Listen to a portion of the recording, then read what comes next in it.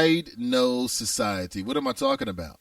I'm referring to how a police officer justified. He gave his rationale when calling in. I'm talking about the man who ended up killing that wasn't unarmed, but an innocent black man in a car, just sitting in a car, just driving. Asked the man for his wallet. The man ends up dead. How tragic. I've seen his girlfriend, and now this sister has been given a duty, as the mother of Sam DeBoe said. She says, listen, and she said that when she was speaking to folks at Washington Park, she said, listen, on Sunday, she said, listen, I was never into the whole what was going on, didn't really follow stuff. But when it happened to me, I felt like I was given this task, okay? Now I got a job to do. I got to go to work. And it seems like the girlfriend of Mr. Philandro is doing the same thing. And props to her. That's got to be heartbreaking. That's got to be terrible. That's got to be traumatic. It's got to be the kind of thing that could change you, you know? Oh, so tragic. But someone leaked the audio. Okay, and what you're going to hear here is the conversation between the officer who later killed a man, and the governor of that particular state is saying, listen, if the driver was white, he would still be alive today. But I want you to hear this. Check this out. I'm going to stop a car. The officer gives the license plate of the car Castile was driving. I'm going to check the IDs. I have reason to pull it over. The two occupants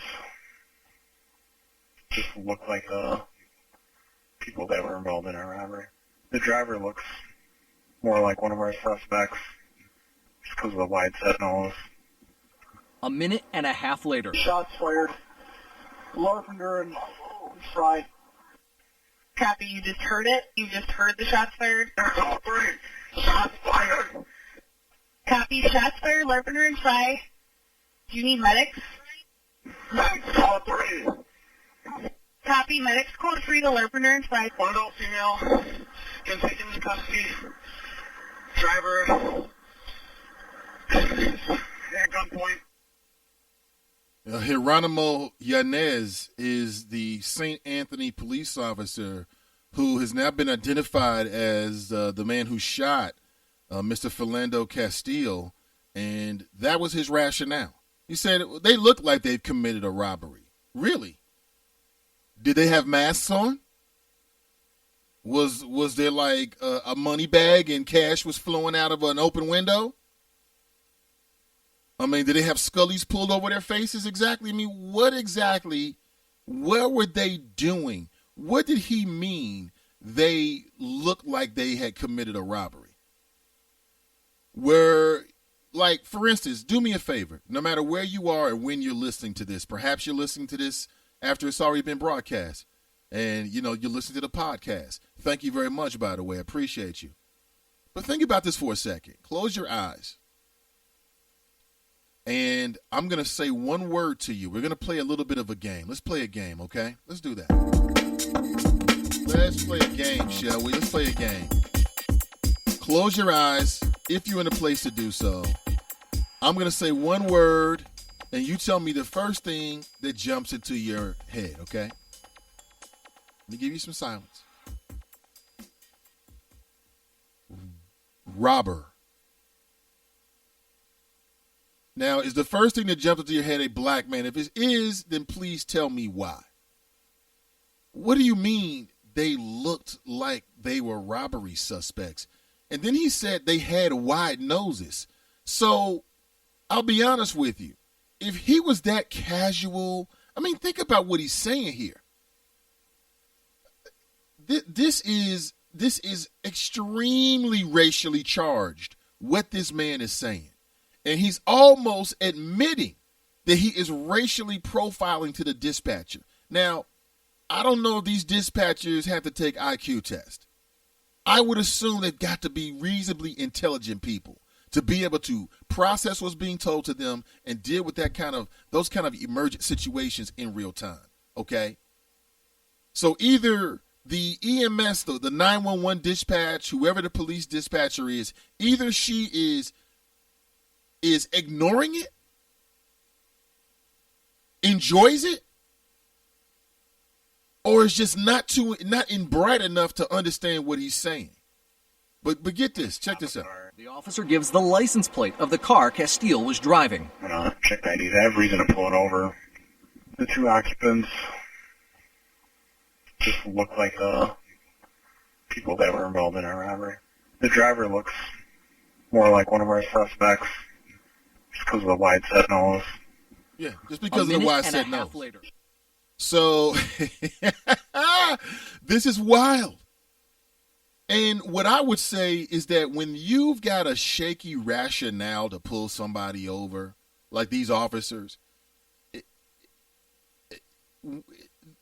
then to me, it's going to be more likely that the situation spins out of control, in my opinion. Because, one, you're going to get people who are going to be completely agitated that they've been pulled over because they know they haven't done anything wrong. Okay, so now you're dealing with that. And then once you go down the wrong path in this life sometimes, there's just no stopping it. And for an officer, just like what happened with here in the city of Cincinnati, okay, not too far from where it happened, I'm broadcasting live right now. Not too far. But here in Cincinnati, near the University of Cincinnati, you had a former University of Cincinnati police officer, Ray Tensing, who made up some BS to pull over a man, and look what happened.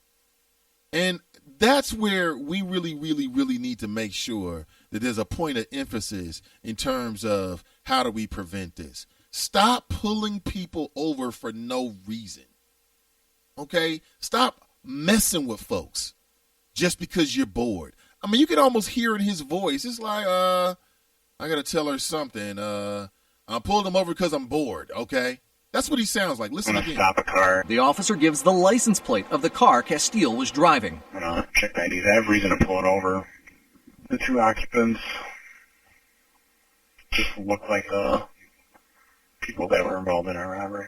Right. The driver looks... The two occupants, he's like, let me tell them some BS. The two occupants just look like it. Okay, that's it. Okay, because I said so. That's why I'm pulling them over. One of the occupants really looks like the suspect because, I don't know, let me tell her something. Because he's got a wide nose, whatever. Okay, all right, let me do what I do here. I'm gonna mess with these black folks. That's how I read that. And if I'm accurate in reading it, then here's what I know. That ain't the first time he's done that. It's not the first time he's pulled somebody over for no reason because they had a wide nose or because they just looked like it, because he just felt like it, because there was somebody cute in the back seat, or because when he was 16, somebody who drove a car just like the car he's about to pull over was a bully to him. I don't know why. But clearly there's going to be a pattern here. There should be a full investigation into all of his associates, just like they're doing with the man who's now deceased, who they're claiming was the lone gunman and killed a lot of officers down in Dallas. Just like if you were friends with him, you knew him, women who slept with him, dudes that went to bars with him are all being investigated. If you're one of his Facebook friends, they've looked at your Facebook page. Okay, they've run through it. The experts. They're trying to ascertain as to whether you've been sending any messages. Are you in cahoots? Not even cahoots. They're going to politicize it. Okay? Are you one of his co-conspirators? Okay? Cahoots. That's little kid stuff. You're a co-conspirator. All of that right now. Why don't we do the same thing when an officer does something wrong? Because clearly he's not alone in this. That's just my thoughts on it. That's just my thoughts. John writes, Daryl writes, he sounds like George Zimmerman. Same M.O. Doesn't he, Daryl? I had not thought about that, but you're absolutely right. John writes, the source ABC News, in an interview recently, Tom Kelly, an attorney for Yanez, said that the officer had pulled Castile over in part because he resembled a robbery suspect. Just a day earlier, police released images of suspects from a recent robbery. Kelly claims that Yanez had reason to pull Castile over and reason to use deadly force. Okay. Well, of course he is, because when was the last time somebody just came clean and said, I made a mistake? I made a mistake and I'm sorry. I didn't mean to do it. Well, actually, it has happened before. Let me go back here. There's a movie made about it. The subway train, you know what I'm talking about, West Coast. It's not coming to me fast enough. Perhaps you can help me. But it has happened where you've had somebody who basically was under arrest, face down on the concrete. Police officer claims he was pulling for a taser and pulled his actual weapon and ended up killing the man. Okay, it happens. And what did that officer say? He said, I made a mistake. He walked on that, as a matter of fact. So let me correct myself. It does happen, but it's very, very, very rare. Brittany writes, good morning, everyone. Can we get some justice? Can we get some justice? I don't even know what justice would be right now. To me, justice would be that officers that murder people go to jail. That's number one. That would go a long way. And people keep thinking, well, how do you stop it? We need the officers to go to jail.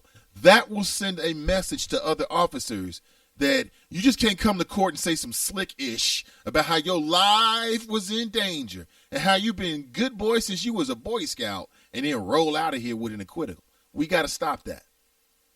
But how do you do it? Woody writes, that former cop is another cracker stuck on stupid. Uh-oh. James writes, I go for the throat personally. James writes, that guy hollering would have gotten punched. James writes, 3 emails they found. How many were deleted before they were found? ? Absolutely. Tiffany writes, that cop is a well-known racist. I stopped watching CNN because of him. Really? Casey writes, oh, quit whining. No one feels sorry for teachers whose job it is to educate, break up fights, and run a classroom. Good point. Kelly writes, good morning, Chop Shop. Hit the like button. Jericho writes, their job is to protect and serve the community and all that doing and whatever it entails. Angela writes, David Brown is dealing with his own demons based on his son's actions. Woody writes, he has now adopted the GOP playbook. John writes, hey, I just noticed you're over 2,000 followers, Nate. Nice. Yes, I am. Thank you very much because of you. That's a sum total. Thank you very much. And we're picking up more followers every single day. Like, for instance, I can see a time within the next year when we've got 10,000 followers. I can see that. I can see a time where in the city of Cincinnati, you can come stop by the studio, say what's up, maybe get on the air, maybe catch a video. And that's what I'm pushing for. And thank you for standing behind me on that. I need your help. I'm straight up with you. Cruther writes, I have to agree. I think I read that. Cruther agrees, actually. He says, listen, these police officers, they got to deal with now what parents aren't dealing with. And that is their own damn kids. Good morning, Mila. Angela writes, no sound on Spreaker. Now it's back on. Sound is back up. Oh, okay. Sorry about that. I'm not sure what happened. What else here? Let me flash forward here. Ken writes, good morning, Chop Shop. Will Obama stop at the police brutality victims' homes anytime soon? No, he will not. Dare writes, Oscar Grant, Fruitvale Station. Yeah, he's actually right. Oscar Grant. Thank you very much. Brenda writes, good morning. So did Ms. D. She writes Oscar Grant as well. Somebody says, what is it here? Let's see. Ms. D writes, Mr. Hollywood writes, that officer sounds like he should be the Gilligan of the week, Nate. Well, I mean, listen, my question is, how many other officers are out there who feel the exact same way that he does?